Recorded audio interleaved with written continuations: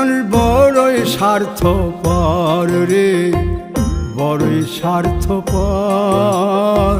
বুকের মাঝে জায়গা দিলে যতন কইরা ভাঙ্গে রে অন্তর।